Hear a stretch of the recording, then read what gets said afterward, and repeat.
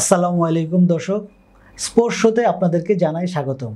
আজকে আমাদের সাথে এই শোতে উপস্থিত আছেন আমাদের সময়ের সিনিয়র রিপোর্টার প্রিন্স রাসেল। প্রিন্স, আপনাকে ধন্যবাদ আমাদের প্রোগ্রামে আসার জন্য। আপনাকেও ধন্যবাদ, আপনার দর্শকদেরও ধন্যবাদ জানাচ্ছি। প্রিন্স, আগামীকালকেই ইউরো ফাইনাল, সেখানে স্পেন এবং ইংল্যান্ড খেলছে, তো আপনি কাকে এগিয়ে রাখবেন? ফাইনাল খুব কঠিন একটা ম্যাচ, সবচেয়ে কঠিন যেটা ম্যাচ। আপনার ইউরোতে পার্টিসিপেন্ট করেছে 24টা দল, এর মধ্যে বেস্ট দুটো দলই ফাইনালে উঠেছে।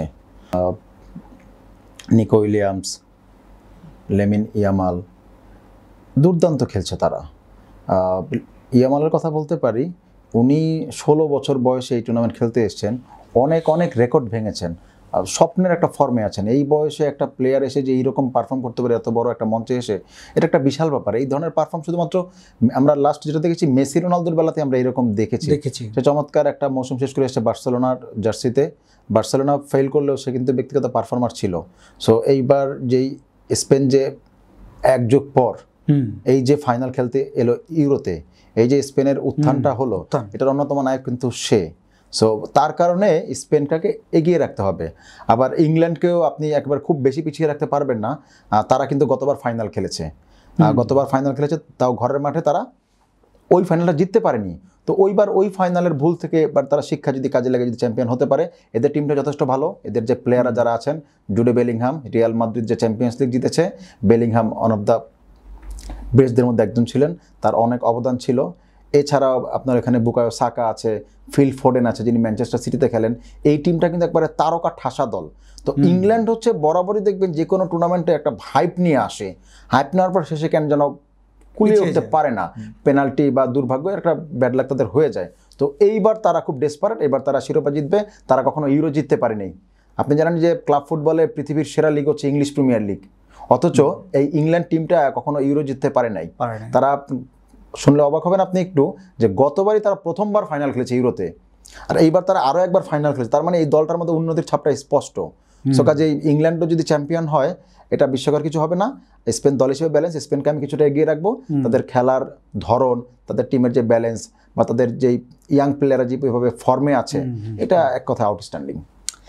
আচ্ছা, আপনি বলছিলেন যে ইয়ামালের কথা, তো এই ইয়ামাল যদি এই যে এখন যে আপনার ইউরো যে ফাইনালটা, এই ফাইনালে যদি খেলে, তাহলে কিন্তু স্পেনের প্রায় কোটি টাকার উপরে জরিমানা দিতে হবে। আপনি এটাকে কিভাবে দেখছেন এবং এটা কেন দিতে হবে? আচ্ছা, জরিমানা হচ্ছে মানে ইউরোপের কিছু কিছু রুলস আছে।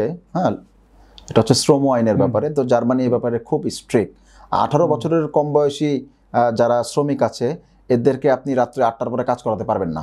আচ্ছা, যদি সে ফুটবলার বা খেলোয়াড় হয়, তাকে আপনি 9টা পর্যন্ত আপনি খেলাতে পারেন ম্যাক্সিমাম। কিন্তু এই ইউরোতে গ্রুপ পর্বের দেখলাম আমরা একটা ম্যাচও ইয়ামালকে কোচ খেলায়নি, কারণ ইয়ামালের বয়স কিন্তু 16, সম্ভবত আগামীকাল ইয়ামালের বয়স 17 পূর্ণ হবে, তার মানে 18 হয়নি।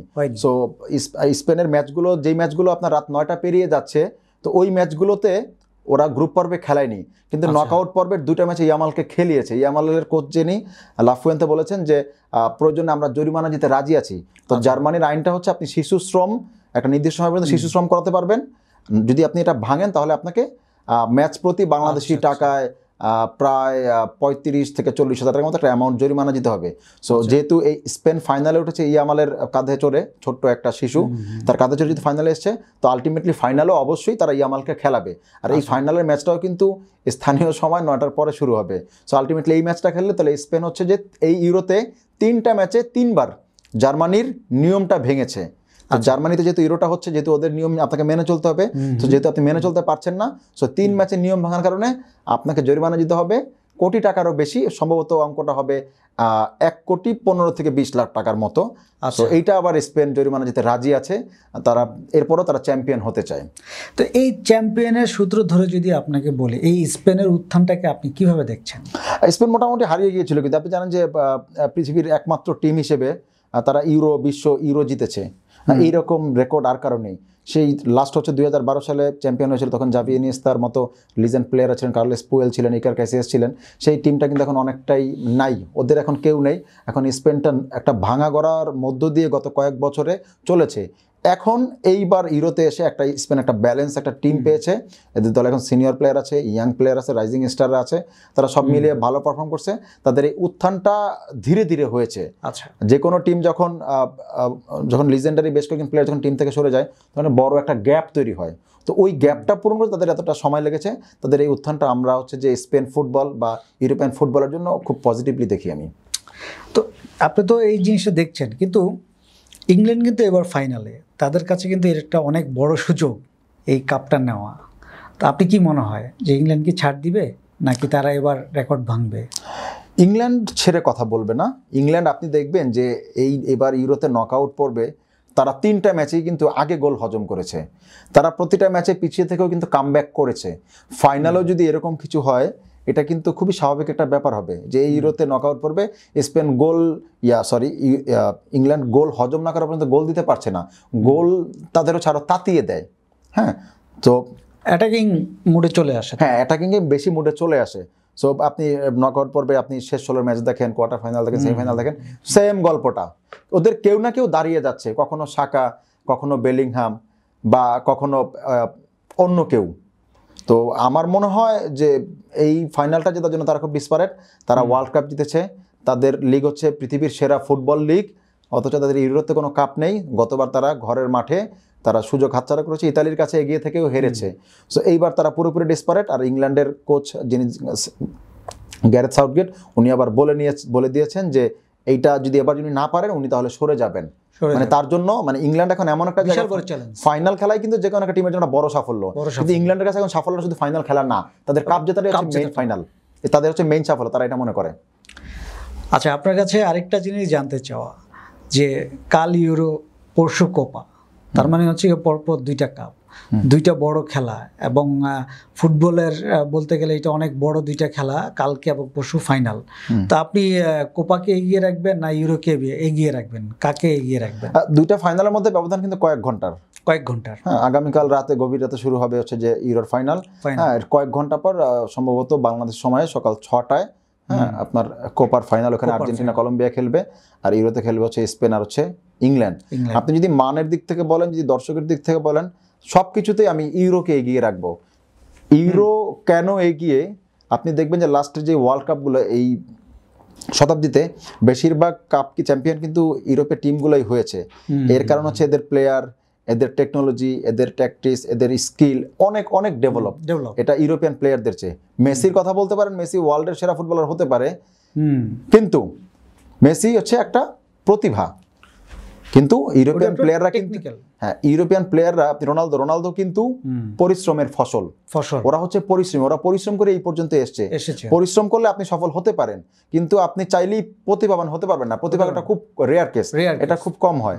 তো আপনি দর্শকের কথা বলেন, আপনি সম্প্রচারের কথা বলেন, আপনি কমেন্ট্রির কথা বলেন, আপনি মাঠের মানের কথা বলেন, সব মিলিয়ে ইউরোটা যথেষ্ট গোছানো একটা টুর্নামেন্ট তুলনামূলক কোপার চেয়ে। তবে গতবারের তুলনায় এবার কোপা কিছুটা ডেভেলপ করেছে আমি বলবো, কিন্তু মানের দিক থেকে আপনি যদি বলেন কোপার ইউরোর ধারে কাছে যেতে পারবে বলে আমার মনে হয় না।